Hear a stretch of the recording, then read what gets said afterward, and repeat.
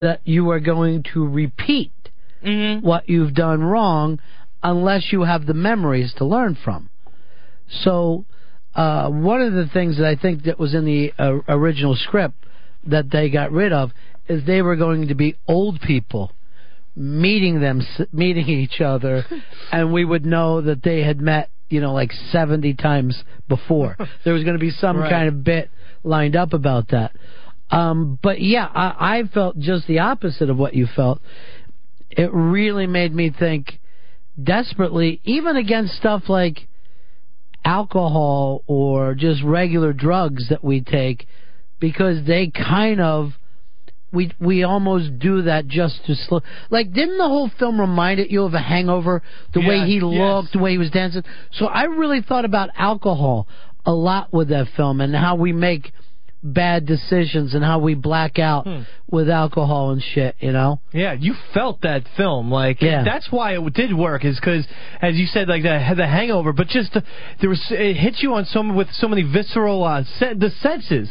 Like, I felt cold when I was watching that movie because it was taking place. There was a lot of winter scenes, and it was just like I feel cold and just I feel down. Yeah. But that's good. I mean, that means the movie works on it. It hits your emotions. So our top 4, and by the way, we never checked on any of these together. Our top 4 films. Would anybody throw in any that? Would everyone think that our top films would have made their top 10 list? Dark Knight would have not made my top 10 list because I kind of had. I've thought of my top 10 list in my head. Dark Knight was not there. What about for you, Hicks? Yeah, Dark Knight would have been there, but Eternal Sunshine definitely. Mystic River probably. Yeah, it would have been definitely. I'm not sure about Mystic River. I probably would have had your film, Hicks. I'm fairly sure I wouldn't have the Batman film. Any for you, Fez, that wouldn't have made it in? Well, Mystic River wouldn't have made mine. Well, because you didn't see it. I didn't see it, and I don't know if I would have gone to see it because just the child abuse angle of it. Well, what's that mean? I don't know. I don't know if I could sit there and watch it. Knowing that the little girl got killed. What if no, nothing? There was no little girl getting killed. But what if somebody did it, but they were wearing like a clown face? Yeah, I mean, comic book murder I can deal with. Well, the Heath Ledger character someone could argue is a lot more disturbing than anyone in Mystic River. Particularly if you're a kid. I'm going to wait for years from now to see how kids actually feel about that film. They might not have liked it as much as their moms think today. All right, we come back. We're going to be taking a look at the worst films of this decade. As you sit around with us every hour, every day, Fezzi, we're going to do a fresh new hour of material, the best and worst of the 2000s, coming up, the worst films of this past decade on the Ron and Fez Show.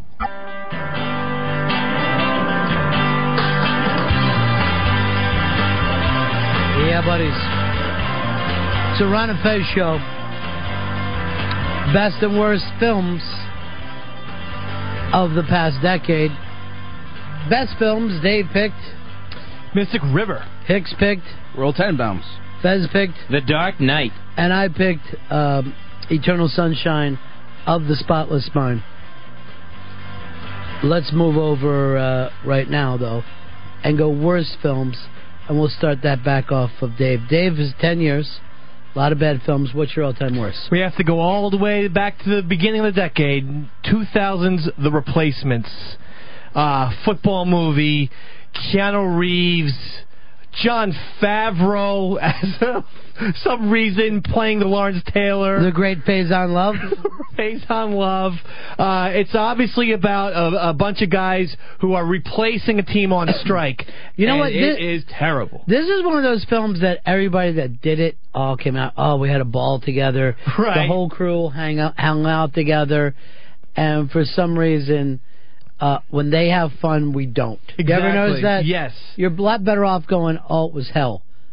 I remember Richard Harris saying he thought Unforgiven was going to be a terrible movie because they were having too much fun on the set. Right. And this movie, but that was one of the few exceptions. This is more of the rule that the guys, Keanu Reeves through like he was hungover. He was playing football, and he acted like he was hungover the entire film. I also like that he had a girlfriend in that film that you never see again.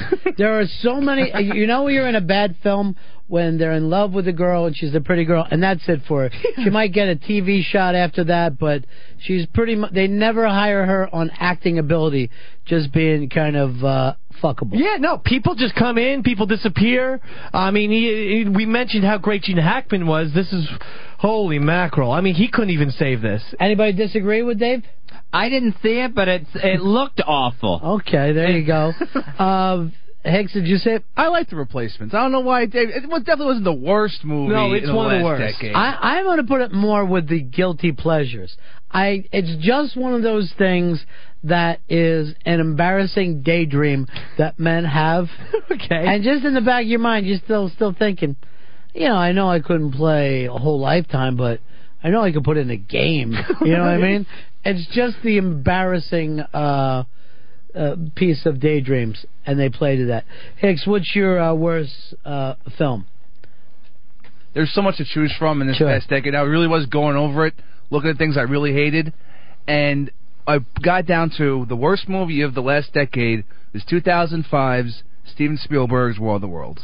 War of the Worlds is your worst. I hate that film. It was done so badly, and it ruined something that was classic, something that was a wonderful piece of media throughout, for years and years. And what didn't feel like a Spielberg film. Yeah. Tom Cruise was awful. The kid was awful. Tim Robbins was, as the crazy guy in the basement in the middle of Jersey, was god awful. That movie. Isn't it funny that some of the best of films have the same people from the worst of?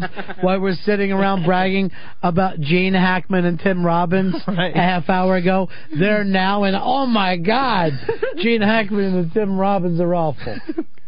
Anybody disagree with this one? Well, I don't think it was the worst of the decade. Well, I think there's something to be said, though, that it comes from a guy...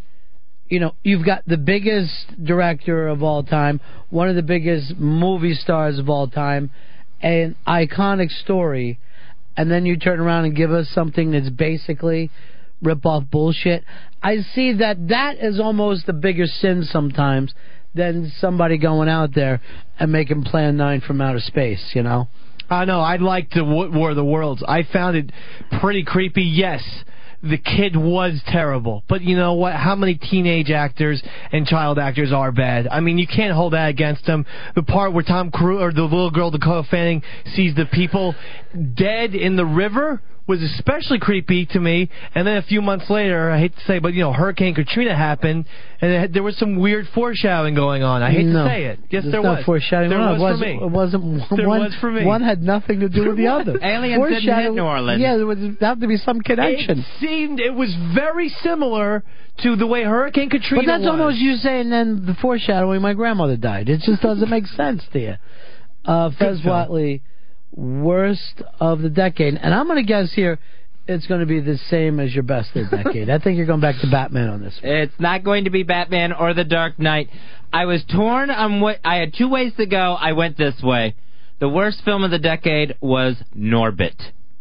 Now, somehow, Eddie Murphy, who delighted everybody with the clumps and the Nutty Professor by putting on a fat suit and playing a sassy black woman, enchanted everybody. Did you just say enchanted? What? People love that movie. Who are you talking about? I want to guarantee you, no one sitting in this room with you has been enchanted by Eddie Murphy, probably since Beverly Hills Cop. And then it just didn't work. There was nothing there. It was so unfunny. It was the absolute worst thing in an entire decade. It's hard to say because Eddie Murphy made other really bad movies.